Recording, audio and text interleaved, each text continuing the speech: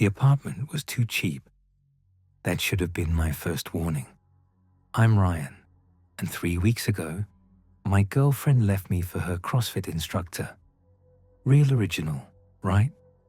Suddenly, I was scrambling to find a place I could afford on my graphic designer salary, which in this city meant looking at absolute shitholes or moving 2 hours away. I'd spent days scrolling through listings, each one more depressing than the last, when I found it. A 2-bedroom in a pre-war building, hardwood floors, high ceilings, clawfoot tub, $700 a month. 700. In a city where studio apartments go for $1,500 minimum, this was impossible. I called the number immediately, certain it was a scam or a typo. A man answered on the first ring, his voice formal and oddly clipped. Garrett Property Management. You're calling about the unit. Yeah, the listing on Craigslist. The 2-bedroom for $700. Is that the actual price? A pause. Yes, that's correct. What's wrong with it? Nothing structural. The building is old but well maintained. When can you view it? He sounded almost nervous, eager to get me in the door. I should have wondered why. Instead, I made an appointment for that afternoon. The building stood on Clearwater Street, a quiet block that seemed forgotten by the rest of the city. 4 stories of red brick, with iron fire escapes zigzagging down the facade. The kind of place that probably looked elegant in the 1920s, but now just looked tired. The front door was heavy oak with a frosted glass panel, and it creaked when I pushed it open. The lobby was small but clean. Black and white tile floor, a row of brass mailboxes, and the chandelier that probably hadn't been updated since Eisenhower was president. It smelled like old wood and something else, something faintly medicinal that I couldn't place. Mr. Garrett was waiting by the stairs, 50s maybe, with grey hair combed precisely to one side, and a suit that looked 30 years out of date. He shook my hand with cold, papery fingers. Ryan, excellent. The unit is on the 2nd floor. Follow me. He climbed the stairs quickly for a man his age, and I followed. The stairwell was dim, lit by weak bulbs in wall sconces. I noticed the doors we passed, 1A, 1B, 1C. At 1C, I heard a television playing, but otherwise the building felt empty, too quiet for a place that was supposedly occupied. How many units are rented right now? I asked. Several, Mr. Garrett said, without turning around. The building has 12 apartments total. We maintain high standards for our tenants. We reached the 2nd floor, and he unlocked apartment 2C. The door swung open, and I stepped inside. It was perfect. Afternoon light poured through tall windows, illuminating hardwood floors that gleamed despite their age. The living room was spacious, with built-in bookshelves flanking a decorative fireplace. The kitchen had been updated, sort of, probably in the 80s, but it was clean and functional. 2 actual bedrooms, both with good closet space, and that bathroom with its clawfoot tub and pedestal sink and black and white hexagonal tile. I'll take it, I said. Mr. Garrett blinked. Don't you want to think about it? See other places? For $700 a month. I'm not an idiot. When can I move in? Something flickered across his face. Relief, maybe, or resignation. I'll need first month's rent and a security deposit. You can move in as soon as the paperwork is complete. Tomorrow, if you'd like. We went back to his office. a tiny room off the first floor hallway that smelled like old coffee and mothballs. I signed the lease without reading it carefully, which I know, was stupid. But I was desperate, and the apartment was perfect, and I just wanted something in my life to work out for once. Mr. Garrett counted my cash. I'd hit the ATM on the way over and slid a key across the desk. Then he opened a drawer and pulled out a laminated card about the size of an index card. He placed it in front of me with both hands, like it was something precious.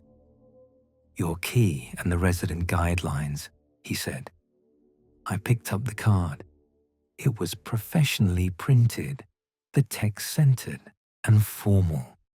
Resident guidelines for Tukin. C. 1. Never open your door between the hours of 2 and 4, no matter what you hear. 2. If you hear scratching inside your walls, play music loudly until it stops. 3. Do not look out your window if you hear a child singing in the hallway. 4. The maintenance closet at the end of the hall is always locked. It should stay that way. 5. If your bathroom mirror fogs up on its own, leave the apartment immediately and wait 30 minutes before returning. 6. Never speak to the woman in 3B. If she speaks to you, do not respond. I looked up at Mr. Garrett, waiting for the punchline. He stared back at me, his expression grave. "Is this some kind of joke?" I asked. "No. Come on. Never open your door between 2 and 4? What is this, a horror movie? Previous tenants who didn't follow the rules." He paused, choosing his words carefully. "They didn't stay long." I laughed. I actually laughed. "Okay, quirky landlord stuff. I get it. Adds character to the place. I'm quite serious, Ryan. Keep that card. Follow those rules. It's very important." He wasn't smiling. His hands were shaking slightly as he placed them flat on the desk. "Sure," I said, pocketing the card. "Whatever you say." I left his office thinking, Mr. Garrett was probably one of those eccentric old guys who'd owned the building too long and gotten weird about it. The rules were probably inside jokes or references to previous tenant complaints. The scratching thing, probably rats in the walls. The 2 to 4 thing, maybe drunk neighbors used to bang on doors. I moved in the next day. The first 3 days were blissful. I had friends help me haul my stuff up the stairs. Not much, since most of the furniture had been my ex's, and by evening I had a functional living space. I ordered pizza, cracked open a beer, and sat on my air mattress, feeling like maybe, just maybe, things were looking up. I met a few neighbors in passing. Mrs. Chen in 2A was a tiny woman in her 70s who smiled politely but hurried into her apartment whenever I saw her. The young couple in 1C, I never caught their names, waved when we passed in the lobby. I never saw anyone coming or going from 3B, the apartment I was supposedly never supposed to speak to. I stuck the laminated rule card on my fridge with a magnet, mostly as a conversation piece. My friend Travis saw it when he came by to help me assemble my desk. "Dude, what the fuck is this?" he said, laughing. "Landlord special. I think he's trying to maintain some kind of creepy aesthetic. If your bathroom mirror fogs up on its own, that's specific as hell." We joked about it for a while, came up with elaborate backstories for each rule. The woman in 3B was probably a recluse who yelled at people The maintenance closet probably had black mold or something. It was funny. It was funny until the fourth night. I woke up at 3:17. I know the exact time because I checked my phone immediately, wondering what had pulled me from sleep. The apartment was dark and quiet. Through my bedroom window, I could see the streetlight outside, casting long shadows across the wall. Then I heard it. Knock, knock, knock. 3 heavy blows against my front door. I lay there, my heart suddenly racing, listening. Silence. Then, please. A woman's voice, muffled through the door. Please, I need help. Let me in. I pushed back my covers and stood up, my mind fuzzy with sleep. Someone needed help. Of course I should open the door. My hand was on my bedroom doorknob when I remembered. Never open your door between the hours of 2 and 4, no matter what you hear. I froze. My phone said 3:17. It was just a coincidence. Someone actually needed help, and I was going to leave them in the hallway because of a stupid card on my fridge. Please. The voice was more urgent now. He's coming back. Please let me in. The knocking resumed, harder this time, frantic. I moved into my living room, drawn toward the door even as something cold settled in my stomach. Hello? I called out. Are you okay? Should I call the police? No police. Just open the door, please. My hand reached for the deadbolt. Then I heard it, under the woman's voice, under the knocking, a sound like breathing, but wrong, wet and rasping, like something was gargling. I stepped back. The knocking became frenzied. Bang, bang, bang, bang. The door shook in its frame. The woman's voice rose to a shriek. Let me in, let me in, let me in.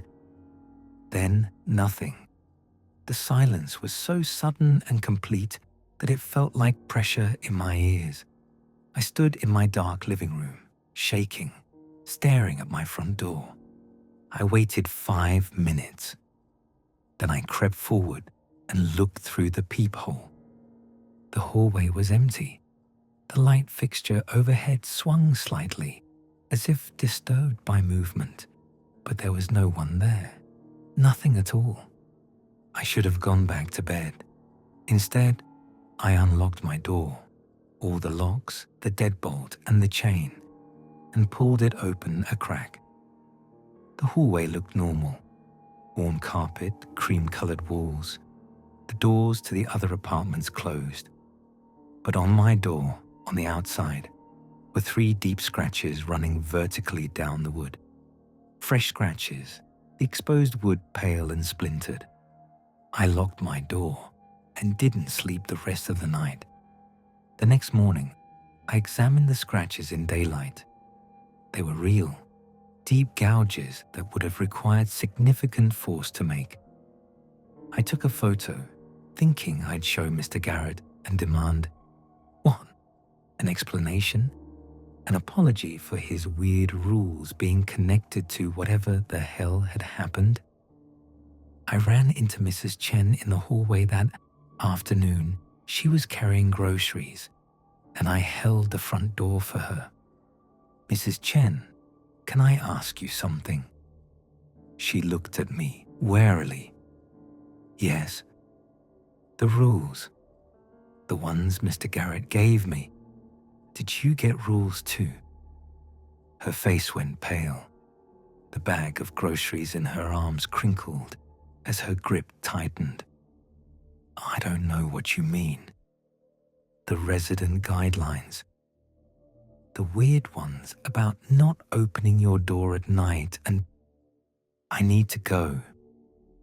She pushed past me toward the stairs, moving faster than I'd seen her move before. Wait, I just want to know if... Follow them. she said without turning around. Just follow them. She disappeared into 2A, and I heard 3 locks click into place. That evening, I knocked on 1C, thinking the young couple might be more helpful. No answer. I knocked again. Nothing. The next day, I saw a moving truck outside, and by the time I got home from work, 1C was empty. They'd left without a word. I started paying attention to the building after that. Really paying attention. I never heard footsteps from the apartments above or below me. No voices through the walls, no toilets flushing, no signs of life except the occasional glimpse of Mrs. Chen hurrying to or from her apartment. The building felt hollow, like I was living inside something that was pretending to be occupied. On the 7th night, I learned that rule number 2 wasn't a joke either.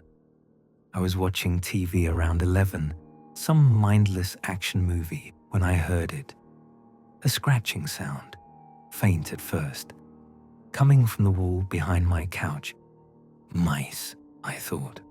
Old building, bound to have mice. But the sound grew louder, and it wasn't coming from one spot. It was spreading, moving along the wall from left to right. It sounded like dozens of fingernails scraping against drywall from the inside. I stood up, my skin crawling. The scratching intensified, as if whatever was making it knew I was listening. I could see the wall vibrating slightly, little puffs of plaster dust drifting down from where the wall met the ceiling. If you hear scratching inside your walls, play music loudly until it stops. I grabbed my phone and connected to my Bluetooth speaker. The scratching was getting aggressive now, long scraping sounds punctuated by what sounded like clawing. I pulled up Spotify and hit play on the first playlist I found, cranking the volume to maximum. Rock music blasted through my apartment. The scratching got louder, as if trying to compete with the noise. I could hear it clearly, even over the music. Frantic, angry scratching that seemed to be coming from multiple points in the wall now. I turned the music up more, as loud as the speaker would go. My neighbors must hate me, I thought. And then I remembered I'd never actually heard any neighbors. For 10 minutes, the scratching matched the volume of the music, a horrible symphony of scraping and guitar riffs. Then gradually, it began to fade. The sound moved deeper into the wall, growing distant, until finally it stopped. I turned off the music. My ears rang in the sudden silence. I approached the wall slowly, pressing my hand against it. It felt normal, cool, solid, still. Then I saw it. Near the floor, the wall was bulging outward. Not much, maybe an inch, but enough that I could see the paint cracking along the curve. As I watched, the bulge grew slightly, as if something on the other side was pressing against the drywall, testing it. I backed away. The bulge held for a moment, then slowly receded, the wall returning to its normal shape. The only evidence anything had happened was the cracked paint and a fine coating of plaster dust on my floor. I didn't sleep on the couch anymore after that. Week 2 began with the singing. I was brushing my teeth, getting ready for bed, when I heard it. A child's voice, high and sweet, echoing through the hallway outside my apartment. Ring around the rosy, pocket full of posies. Ashes, ashes. We all fall down.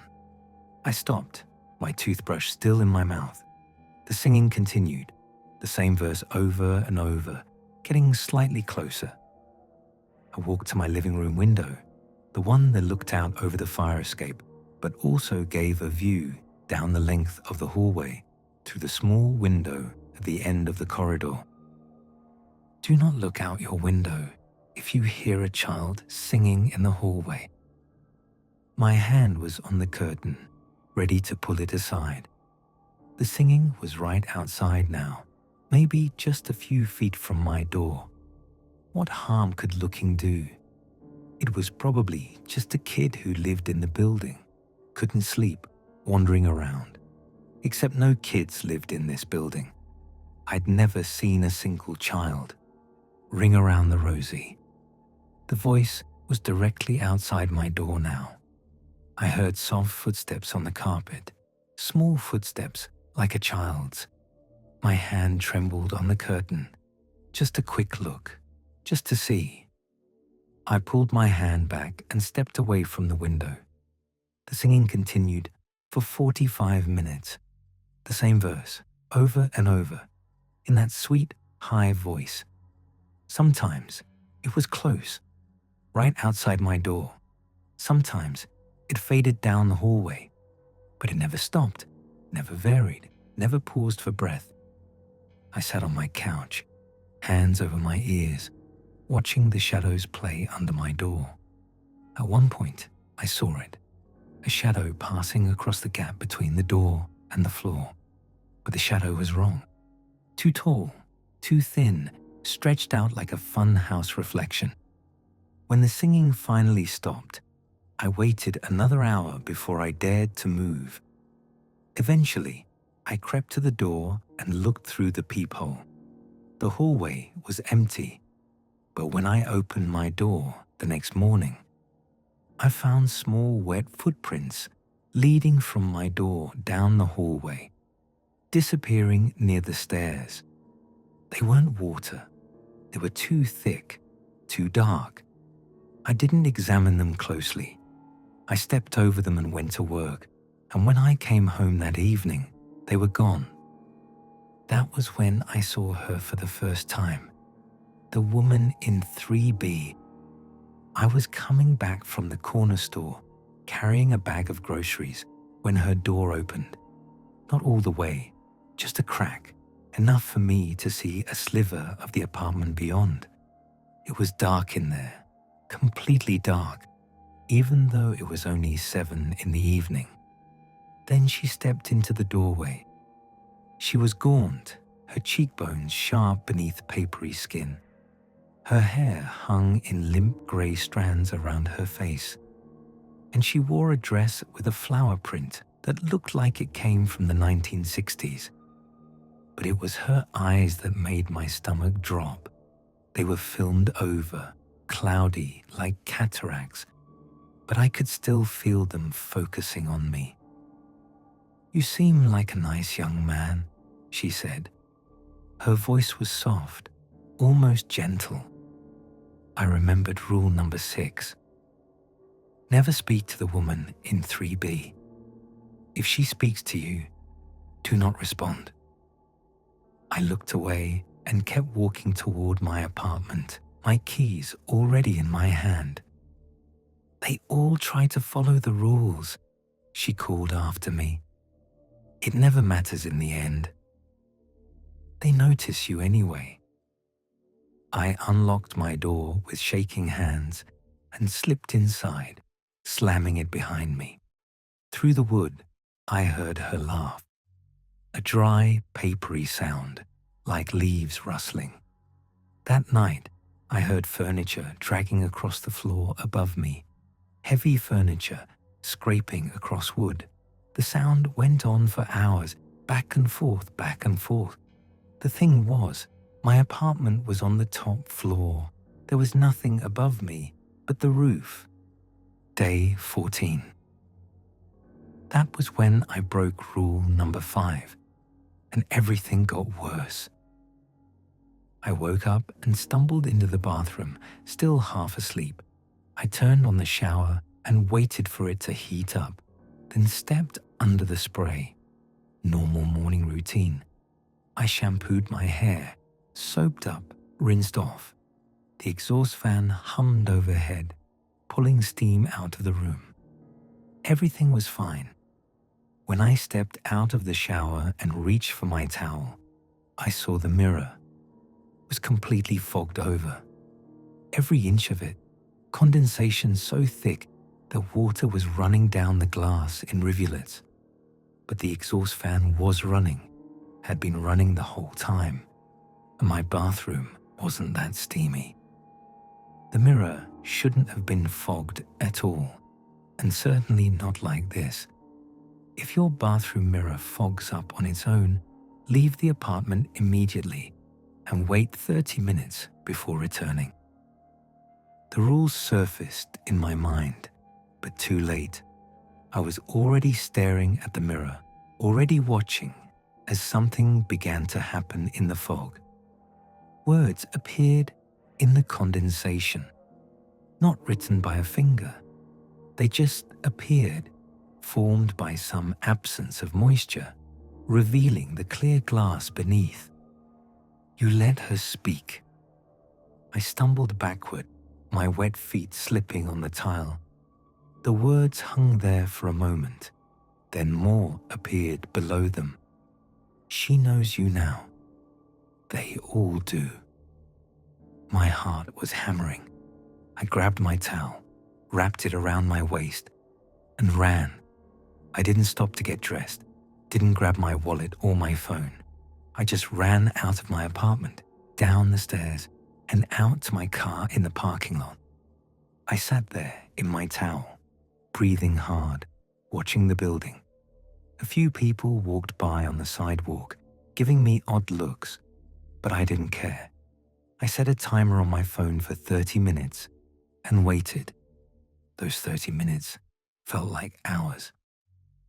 I watched my window, half expecting to see something looking back at me, but the glass stayed empty. When the timer finally went off, I forced myself to go back inside. The apartment seemed normal.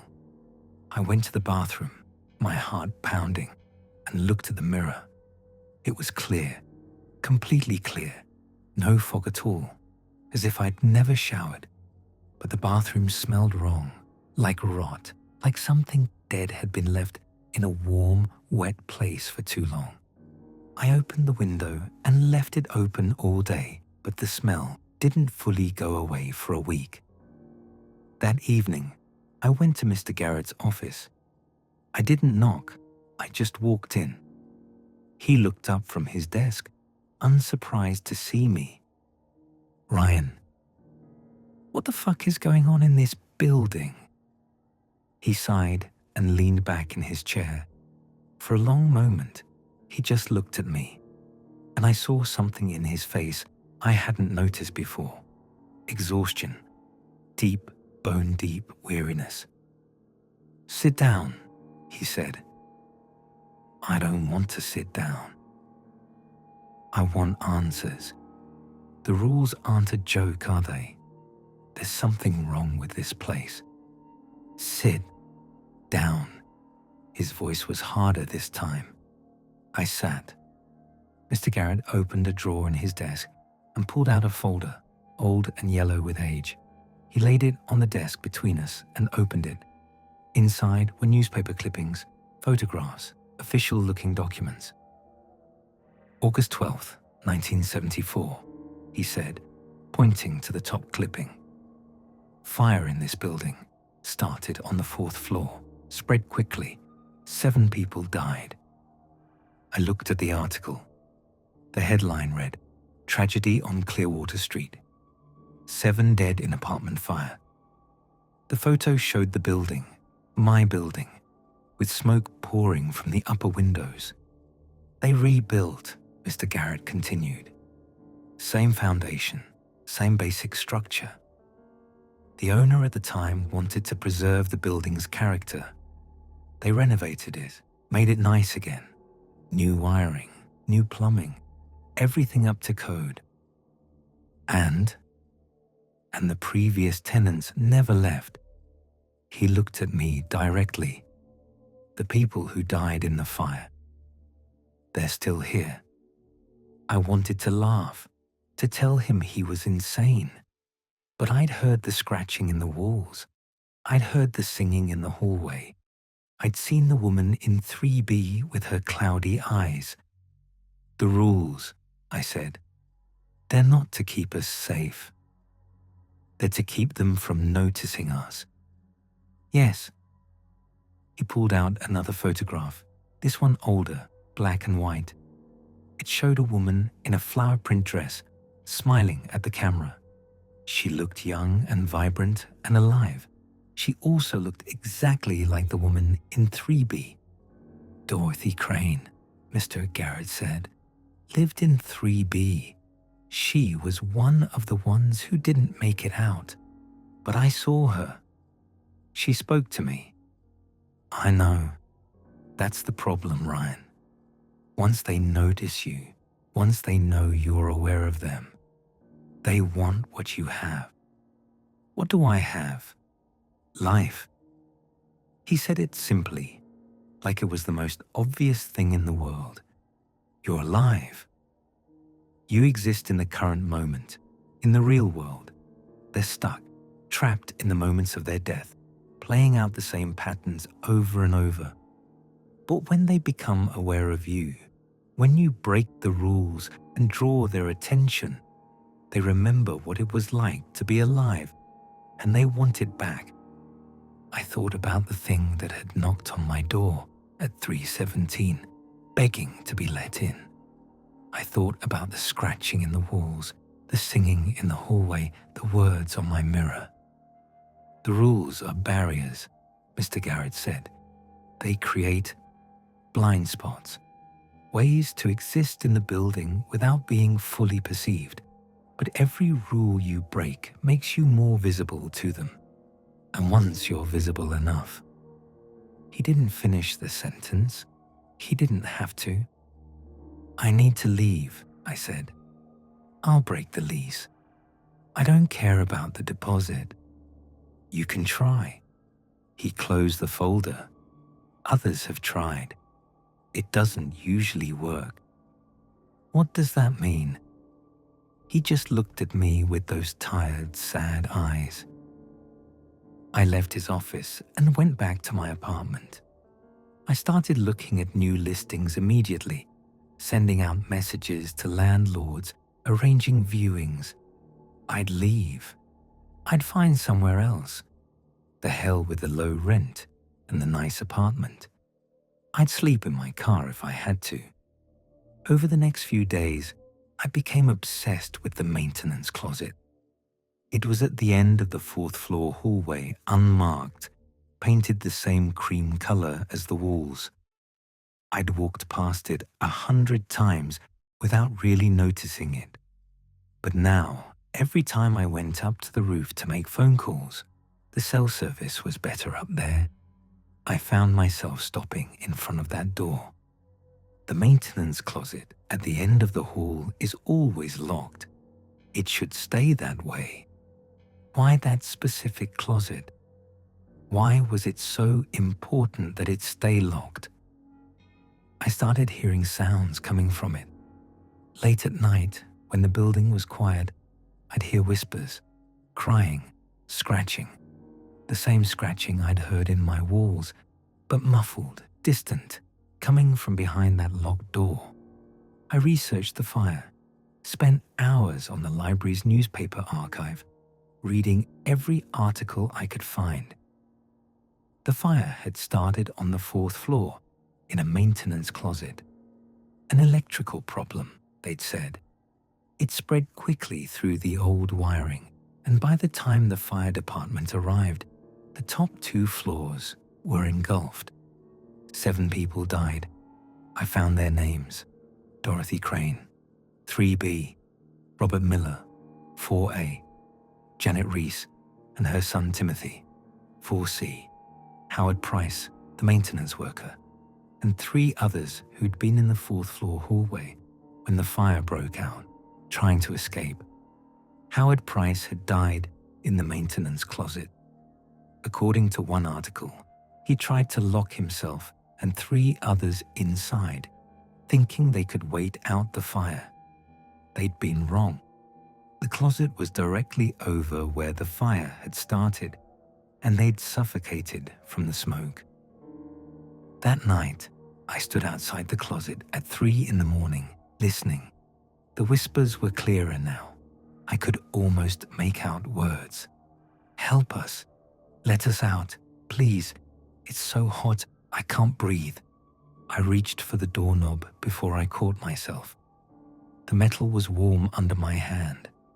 Not just warm, hot. Like there was a fire burning on the other side. I jerked my hand back and ran downstairs to my apartment. Things escalated after that. I started seeing faces in my windows. Not outside, looking in. Inside the glass itself, as if they were trapped in the panes. Pale faces with dark eyes, mouths open in silent screams.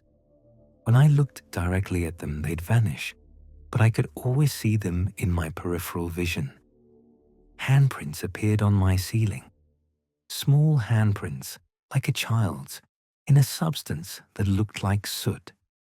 They'd appear overnight, dozens of them, trailing from the ceiling in my bedroom across to the bathroom.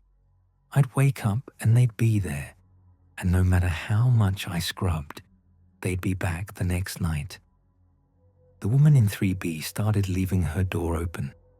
Not all the way, just a crack, a few inches. Enough that I could see the darkness inside, absolute and complete.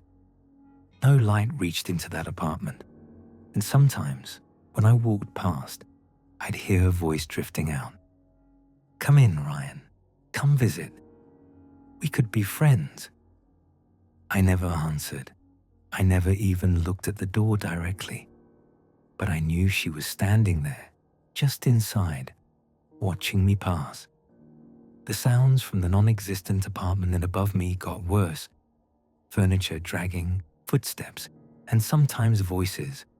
Conversations I could almost understand, but not quite. Once, I heard someone crying up there. A broken, hopeless sound that went on for hours. My apartment viewings kept getting cancelled. Landlords would stop responding to my messages. One place I was supposed to see burned down the night before my appointment. Another landlord took one look at me and said the apartment had just been rented, even though I could see it was still empty. It was like something was preventing me from leaving. On day 23, I broke. I started packing my stuff. I didn't care if I had another place lined up or not. I'd stay in a hotel, sleep in my car, crash on Travis's couch. Anything was better than staying in this building another night. I was stuffing clothes into a duffel bag when I heard it, a sound I'd been dreading. Knock, knock, knock. I checked my phone. 2:47. "Ryan." It was Dorothy's voice, the woman from 3B. "Ryan, dear, I know you're awake." I froze, the shirt in my hands forgotten. "You've broken so many rules now. We can all see you so clearly. You're lit up like a candle in the dark." The doorknob rattled. I hadn't heard her unlock it, but the deadbolt slid back with a soft click. "We need you to stay, Ryan. We need someone who sees us." The door swung open.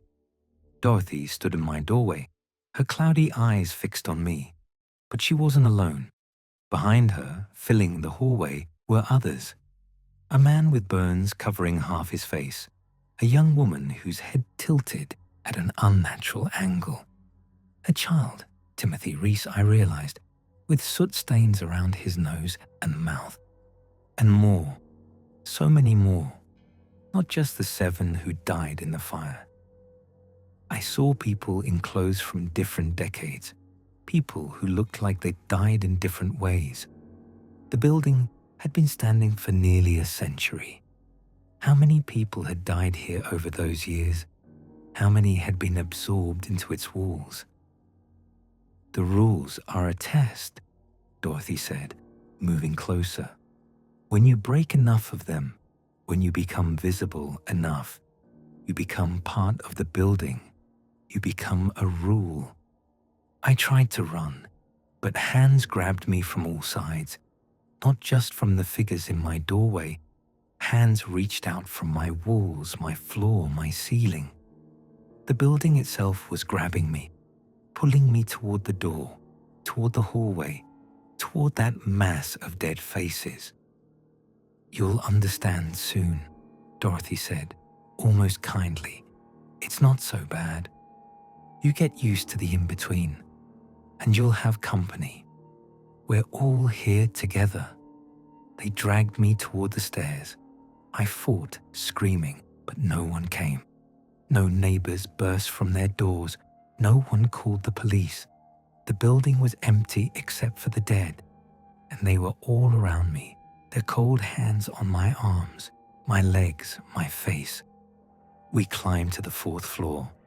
I knew where we were going before we got there. The maintenance closet door stood open for the first time. Inside, I could see Mr. Garrett.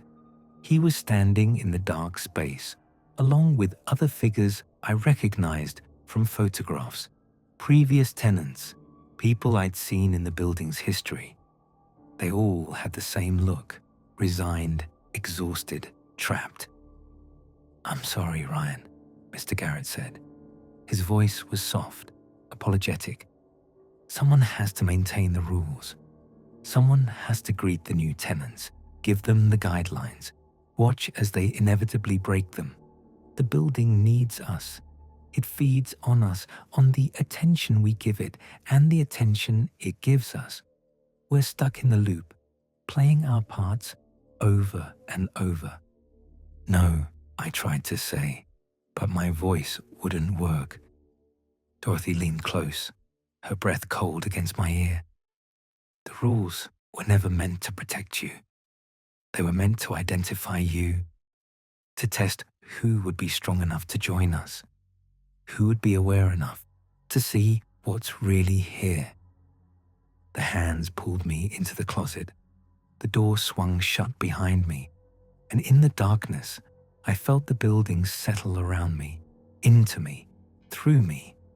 I was part of it now, part of the walls and the foundation and the history. I understood. Finally, I understood. The rules weren't about safety or survival. They were about transformation, about finding people who could perceive the truth of this place, who could exist in the space between life and death, who could serve the building's hunger for attention and acknowledgement. I was home now.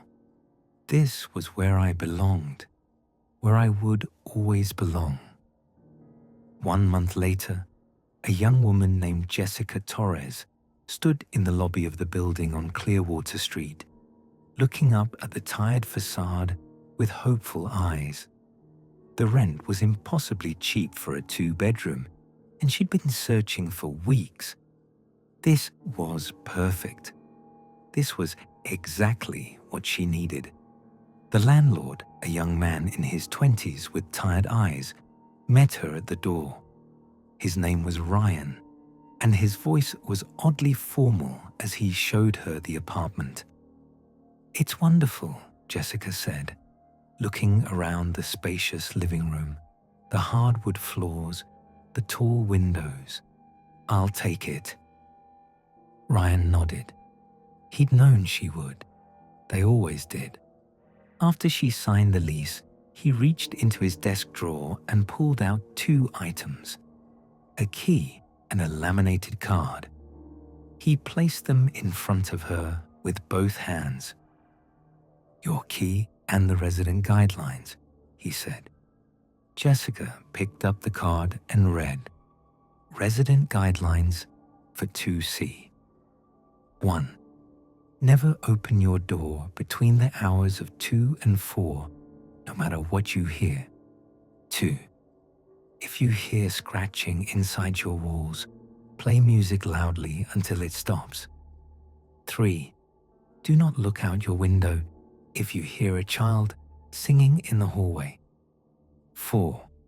The maintenance closet at the end of the hall is always locked. It should stay that way. 5.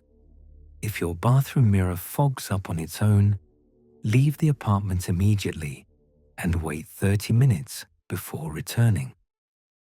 6. Never speak to the woman in 3B. If she speaks to you, do not respond. 7.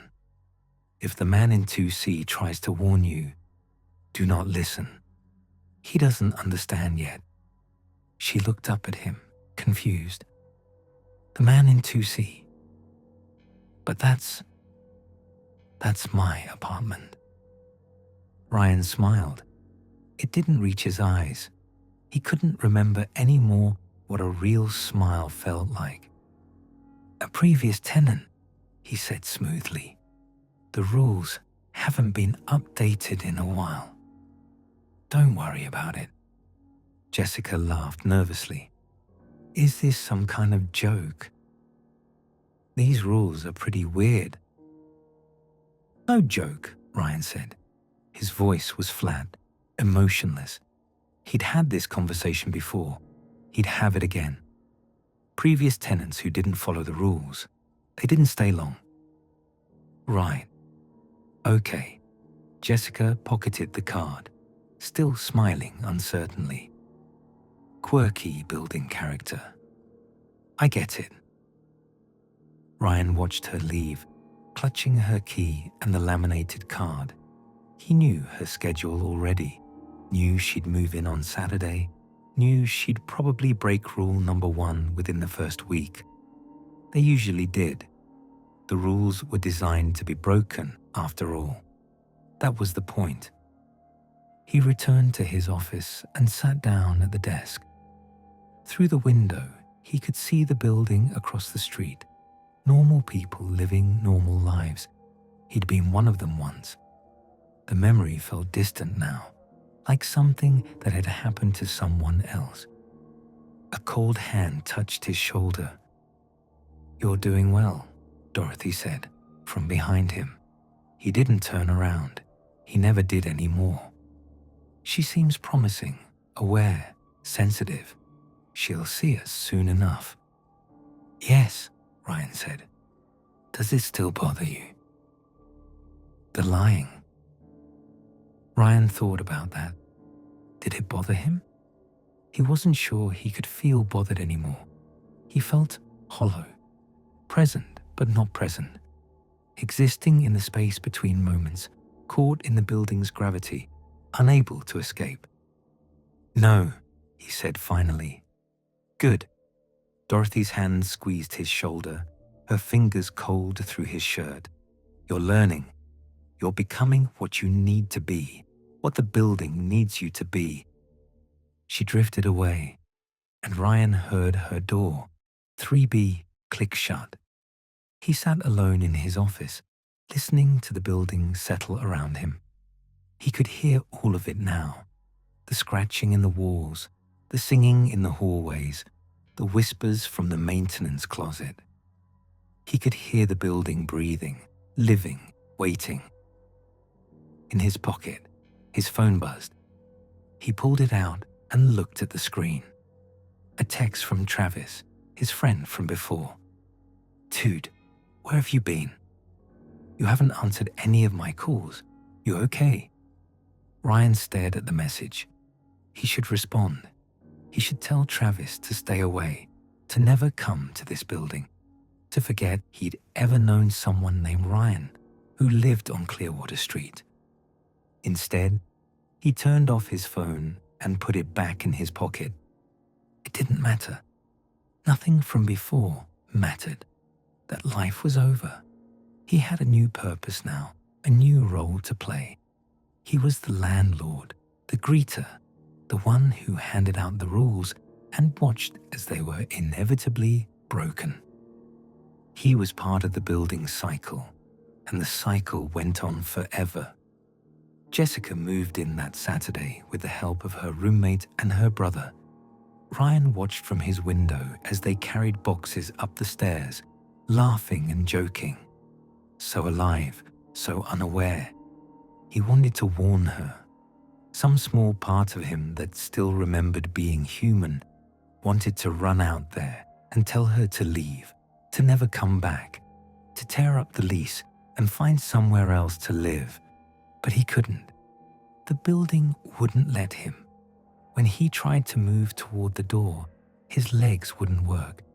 When he tried to shout, his voice died in his throat. He was allowed to greet tenants, to show apartments, to hand out the rules. But he wasn't allowed to save them. That night, after Jessica's friends had left and she was alone in 2C, Ryan stood in the hallway outside her door. He could hear her inside, unpacking boxes, humming to herself. She sounded happy. He raised his hand to knock, to tell her everything before it was too late.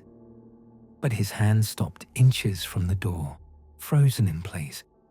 The building wouldn't let him. It never did. Instead, he turned and walked down the hallway.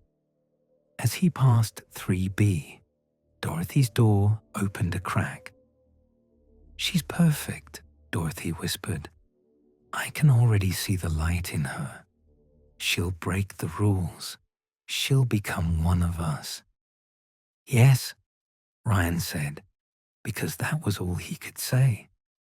He climbed the stairs to the 4th floor. The maintenance closet door was closed now, but he could hear them inside, Howard, Price, and the others, trapped in their moment of death, reliving it over and over. Sometimes he joined them in there, stood in the dark, and felt the heat and the smoke, even though there was no fire anymore, even though it had been 50 years since the flames. The building made you relive things. That was part of being caught in it. You existed in all moments at once, past, present, future. You were always dying and never dead, always arriving and never leaving. Ryan reached the roof access door and stepped out into the night air. Up here, 4 stories above the street, he could almost pretend he was free. Almost pretend he could just walk to the edge and step off, escape into nothing. But he tried that. On his 3rd night, as part of the building, when he still had enough will to resist, he'd climbed over the edge and jumped. He'd woken up in his bed the next morning, completely unharmed. The building wouldn't let him leave. Not that way, not any way. He looked down at the street below. A couple walked past, hand in hand. A car drove by.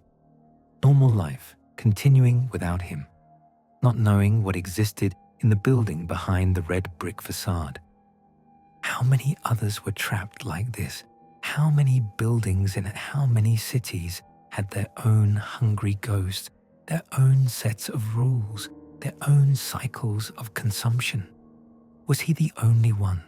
Or were there thousands of others, all caught in their own loops, unable to escape, unable to die? He didn't know. He'd probably never know. Ryan turned and went back inside.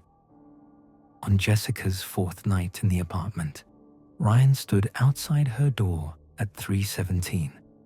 He knew what was coming. It was always the same. He raised his hand and knocked 3 times, heavy, deliberate. He heard her stir inside, heard her get out of bed. He opened his mouth and the words came out, words he'd said before, words the building made him say. "Please, I need help. Let me in." He didn't want to say them. He fought against it, tried to force different words out, tried to warn her. But the building was stronger than his will. It moved through him, spoke through him, used him the way it used everyone it caught. "Please." His voice rose to desperation, panic. "He's coming back. Please let me in." He knocked again, harder. Bang, bang, bang. His knuckles split against the wood, blood running down his fingers. But he felt no pain. He never felt pain anymore. Inside, he heard Jessica approach the door. He heard her pause. He knew she was remembering the rule, the first rule, the one about never opening the door between 2 and 4. Break it, part of him thought. Break the rule. Let me in. Join us. You'll understand then. You'll see that it's not so bad, that we're all together here, all trapped together, and there's comfort in that. There's purpose. But another part of him, a smaller part that was getting quieter every day, thought, don't open it. Follow the rules. All of them. Every single one. Maybe, if you're strong enough, if you're perfect enough, you'll be the one who escapes. You'll be the one who breaks the cycle. He didn't know which part was really him anymore. Jessica didn't open the door. He heard her back away, heard her breathing hard in the darkness of her apartment. After 45 minutes, the building released him, and he stumbled back to his own apartment. No, not his apartment anymore. The landlord's quarters on the first floor. The room he'd inherited from Mr. Garrett, wherever Mr. Garrett was now. Ryan collapsed on the bed and stared at the ceiling. He wondered if he'd been doing this for 1 month, or 10 years, or 100. Time felt wrong in the building. Sometimes a day lasted forever. Sometimes a week passed in what felt like minutes. He wondered if he'd still be here when the building finally collapsed, decades or centuries from now. Would he crumble with it, finally released?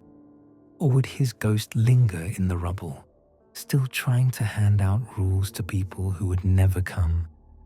He didn't know. He closed his eyes, but he didn't sleep. He hadn't really slept since he'd become part of the building. He just existed in a state between waking and dreaming, aware but not aware, present but not present. Around him, the building breathed. In the walls, something scratched. In the hallways, a child sang. In 3B, Dorothy waited for the next tenant to speak to her. And in 2C, Jessica lay awake in her bed, staring at the scratches on her door and wondering what she'd gotten herself into. The cycle continued. The cycle always continued. And Ryan, who had once been a graphic designer with a girlfriend and friends and a life, who had once laughed at a laminated card full of strange rules, was now just another part of the building's hunger, just another ghost, just another rule. Rule number 7. If the man in 2C tries to warn you, do not listen. He doesn't understand yet, but he did understand. Finally, he understood everything, and understanding changed nothing at all. See.